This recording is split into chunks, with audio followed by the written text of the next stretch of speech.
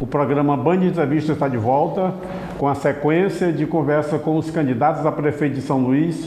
E agora vamos conversar com o representante do PSTU, Hertes Dias. Boa noite, candidato. Boa noite, Raimundo Borges. Boa noite, telespectadores. Eu queria perguntar por que o senhor pretende ser candidato à Prefeitura de São Luís? Então, antes de tudo, é um projeto do PSTU. Nós temos um programa emergencial que nós estamos apresentando para a classe trabalhadores dos setores oprimidos de São Luís, sobretudo para que a crise que está colocada do capitalismo, que é a maior desde 1929, atravessada por uma crise pandêmica, uma crise sanitária, não seja jogada nas costas da classe trabalhadora. Então, o nosso projeto, o nosso programa, ele tem lado, e é o da classe trabalhadora. Qual seria o jeito de colocar essa crise nas costas dos trabalhadores? Então, olha só, para que os capitalistas saiam dessa crise, eles precisam recolonizar o nosso país. Já existe um processo de recolonização do país, já que o Brasil hoje é um grande exportador de commodities e de alimentos, e de colocar a classe trabalhadora numa situação de semi-escravidão. Nós temos aqui o 9º bilionário do Brasil, que é o Ailson Mateus. Os seus trabalhadores vivem numa situação de miséria. Ticket de alimentação, R$100. Então, esse processo de recolonização e semi-escravidão passa também fundamentalmente por São Luís, porque nós temos um complexo portuário aqui em nossa cidade. O próximo prefeito vai ser determinante para que a gente possa transformar São Luís num ponto de resistência a esse processo de recolonização e semi-escravidão, ou, dependendo de quem seja eleito, isso pode se aprofundar. Já teve reforma da Previdência, reforma trabalhista, PL de terceirização, agora está vindo reforma tributária, reforma administrativa, são muitos ataques à classe trabalhadora. Nós achamos que os ricos que têm que pagar por essa crise. Nós estamos defendendo que as grandes fortunas seja taxada em 40%, porque os trabalhadores têm 50% dos seus salários que é gasto só em impostos embutidos nos produtos que nós compramos. Isenção de impostos. Fim de isenção de impostos para essas empresas também é uma outra medida. Suspensão do pagamento da dívida pública também é outra medida para aliviar essa situação. Candidato, o seu partido, o PSTU, tem participado de todas as eleições majoritárias e legislativas aqui no Maranhão. Acho que no Brasil também. E, no entanto, não existe uma bancada, nem de vereador, nem um prefeito, nem no Congresso Nacional atualmente não existe nenhum representante do PSTU. A população que vocês do PSTU se dirigem, o discurso que vocês passam a essa população, não está sendo compreendida pela grande massa do eleitorado? Não, na verdade a gente tem muita influência nos movimentos sociais e movimento sindical do Brasil, mais do que muitos partidos que têm muitos parlamentares.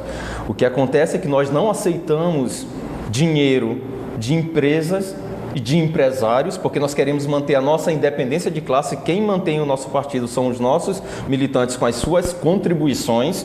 Nós não aceitamos. Infelizmente, a cláusula de barreira que foi aprovada no Congresso impede a gente de ter participação no programa de televisão, de rádio, e muitas das vezes não participar dos debates.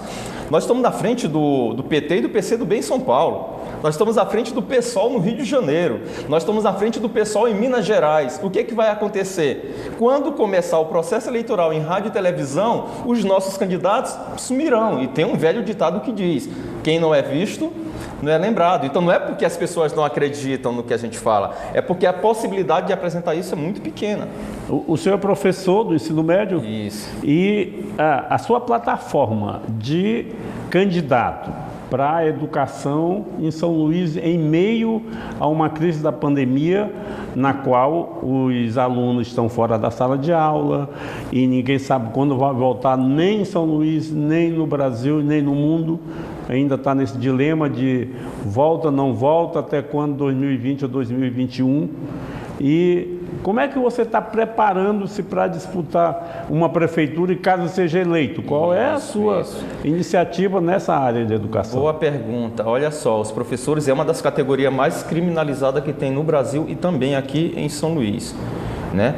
Nós ficamos 4 anos sem reajuste salarial no governo de Edivaldo Holanda, que deu 2,6% agora de reajuste, não aumento salarial, e encaminhou uma reforma municipal da Previdência que pega todos os servidores públicos de 14%. É um absurdo isso.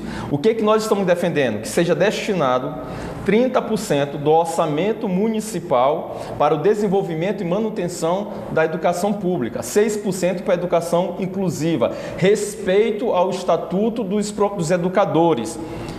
E é importante também a gente lembrar que é uma pauta nossa que a gente está defendendo, que nenhum parlamentar, nem prefeito, nem vice-prefeito e nem secretário receba um salário que seja superior ao salário médio do profissional da educação. Se quiser melhorar o seu salário, que melhore o salário dos profissionais da educação. Ao mesmo tempo que a gente está defendendo que só haja retorno presencial às aulas com a pandemia controlada e com testagem em massa para professores, alunos e trabalhadores da educação pública. Senão, é genocídio considerando o nível de comorbidade dos trabalhadores da educação, que é bastante elevado. O senhor acha que a pandemia, no quadro atual, para ser abatida o coronavírus, e os alunos voltarem à sala de aula, depende da vacina ou essas medidas que estão sendo adotadas, elas poderiam ser suficientes para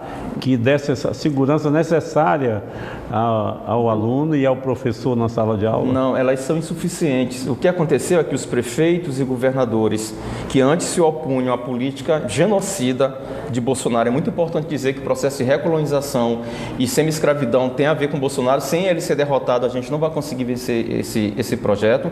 Então, esses governadores e prefeitos que se opunham agora abraçaram essa política genocida. Por quê? Porque os grandes grupos econômicos do Brasil, do Maranhão e de São Luís, decidiram que a classe trabalhadora tinha que ir para o abatedouro. Não existe nada seguro. São mais de 150 mil pessoas que foram mortas e isso são dados subnotificados. O número de contaminados é muito elevado. Não existe, muito elevado. Estão falando mais de 170 mil curados no Maranhão. E os sequelados? E as pessoas que ficaram com problema de AVC?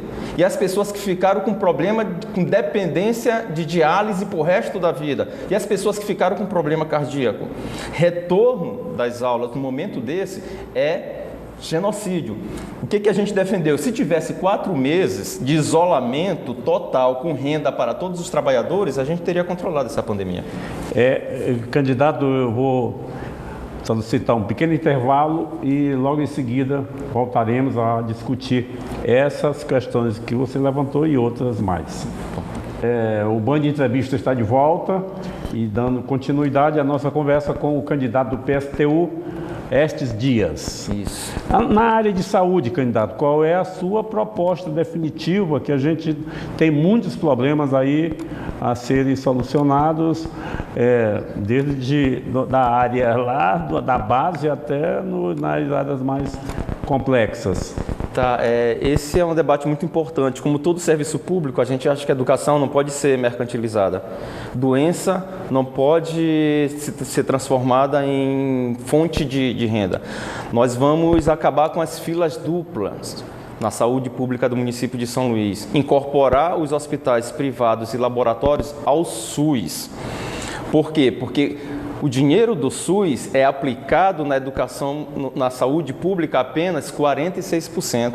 54% vai para a saúde privada. É um absurdo, porque o direito à saúde é o direito à vida. E o direito à vida não pode ser comercializado. O outro elemento, que é a construção... Como se daria isso? Através de um decreto? Nós vamos fazer, aconteceu isso na França, porque o pessoal, na França não, na Espanha, acha que isso é uma medida socialista. Não é.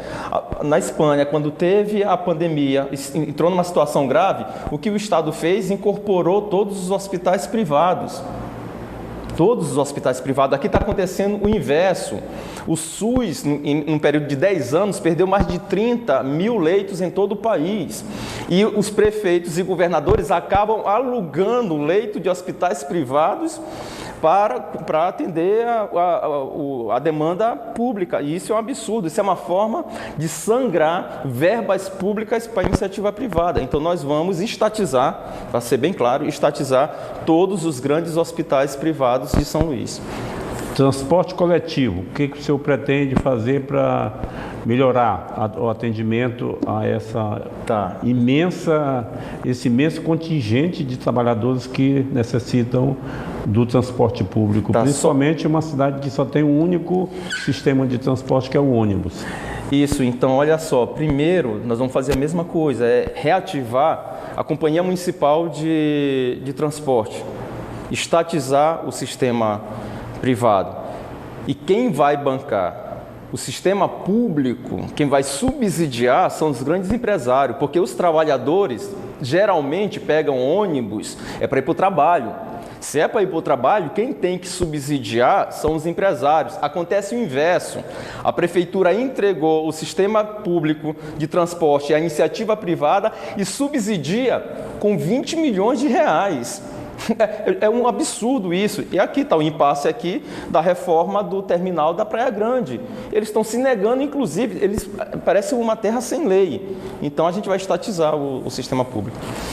Candidato, infelizmente o nosso tempo chegou ao fim e você tem, professor Estes Dias, você tem 1 minuto para colocar aos seus eleitores as suas considerações finais sobre o programa. Tá, então primeiro a gente queria chamar você a vir apoiar as candidaturas do PSTU. Infelizmente, nós não participaremos do debate nas outras emissoras, né? É importante a defesa da construção dos conselhos populares para que a classe trabalhadora possa governar São Luís. Vocês não podem cair na balela de que nós somos incapazes e não podemos administrar as riquezas que nós mesmos produzimos. Essa é a proposta do PSTU e é muito importante, inclusive, saber que a gente está participando de um processo que é extremamente antidemocrático. O único partido que não está citado em casos de corrupção, que está na luta da classe trabalhadora, infelizmente, vai estar excluído